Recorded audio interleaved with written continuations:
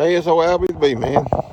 It's Thursday morning up in the end of April. We just got back from Barnesville down at Michelle's place. She owns Michelle is an Appalachian hybrid queens that she's raised and put together.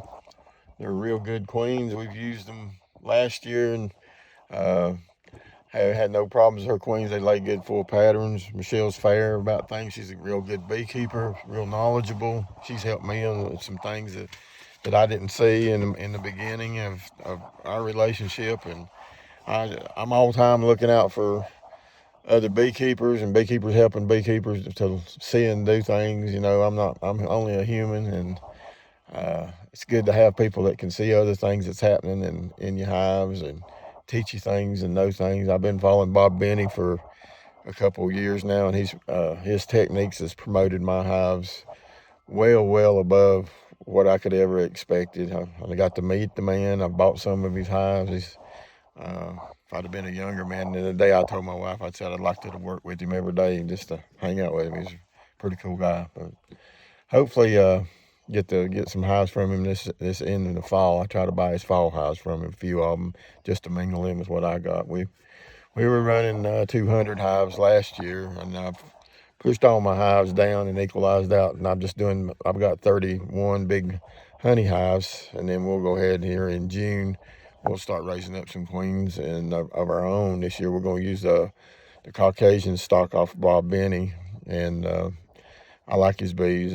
We had bought 6 hives. We had one hive was a little testy, and the other 5 were real gentle. But I don't really look for gentle or testy. It don't really matter to me either which way.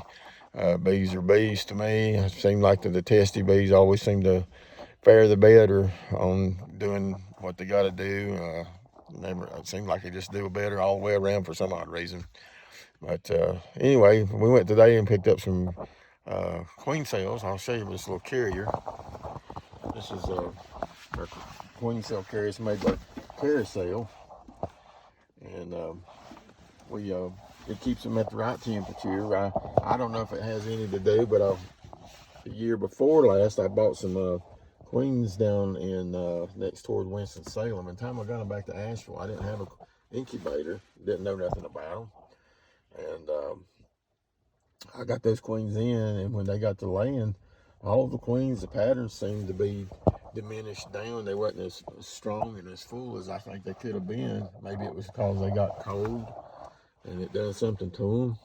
But I notice now that if I get my queen cells and I keep them in this queen cell carrier, and it keeps them at the right temperature at all times, enough to where I can get them out into my yards, from whenever if I'm grafting and I get them out of the yard right then, go ahead and put them in this until I can get them put into the queen mating nukes that day. I try to go ahead and, as Bob Benny does, with the day before, set up a queen mating nukes and then have them ready to place in. That way it gives them a little time to be queenless, and it helps, I think, the acceptance rate too.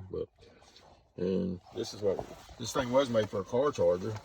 And what we did, I took a Milwaukee 12 volt here, and I took the guts out of it so that I've got a straight power feed of 12 volts, which is required for this. And I just hooked it back into where the car charger was. And then that way I get a couple hours or so out of each one, and I just swap a battery out. That keeps it hot until I can get to, when I'm working them. That keeps them at the same rate. But anyway, like I say, if anybody needs any queens or nukes or whatever, Michelle, this is her number. It's 828-407-8934. Give her a call. She's just I'll be the bee man soon.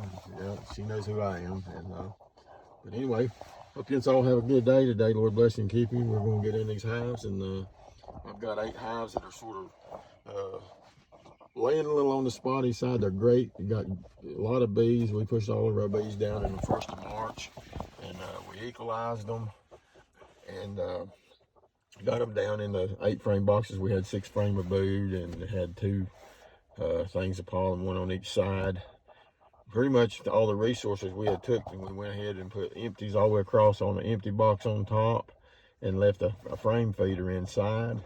And we started feeding straight off the hip, and we fed up till they got some got pretty well filled up on some of the frames that we needed on the outside frames on the top. They pull all of our stuff we put in was already pre-pulled. The frame was from last year. We save our frame, like on our nukes. When we make our nukes up, we'll put all new framework in, and when we're feeding them, try to feed them up with that 1-to-1 syrup. It seems like they pull that wax pretty fast. That gives us a lot of new frame to work with, for the following year. So we try to promote a lot of frame building, because that's really important. I think it's good to have. One year I was just scrambling around and couldn't find nothing to work with, and if you got it when you need it, when the season's young and you can get it in these big hives, that queen can get laying, they can polish it, and that queen can get laying in it. That makes a whole lot faster, and you make a whole lot more honey, it seems like. Right now we're running those double deeps we started out with 6 frames of brood in the bottom. We've had to checkerboard them twice now, and all the tops filled up with brood, bottoms filled with brood, and we're still checkerboarding it out, trying to keep them from swarming. We push out whatever. If we have a weaker hive that seems like that's not doing as good, which we got out of our 30, I've got 8 colonies that are the queen's laying, and she's got patterns, but it's got a lot of spot in it. It's not a good sheet of brood. It's a big rack of brood by no means, but I just like ours to be good full spreads of brood. It makes me feel like I know that's a young queen. She's doing her thing, and these younger queens now that we're putting in, I think next year it'll help promote. I won't have to worry about dealing with that hive next year. I think she'll be still in good shape for another year to do what she needs to do. And then that next summer, if I'm living, Lord lets me live to see it, we'll go ahead and take them queens out, because we'll let them run a year and then we'll take them out. I know they say they live up 3 years, but it seems like to me they just sort of slow down for some reason. I guess they get wore out and tired and old like everybody else and everything else, and they just get tired of laying, they just run out of juice. And so it's better to try, if you're going to raise honeybees and raise honey.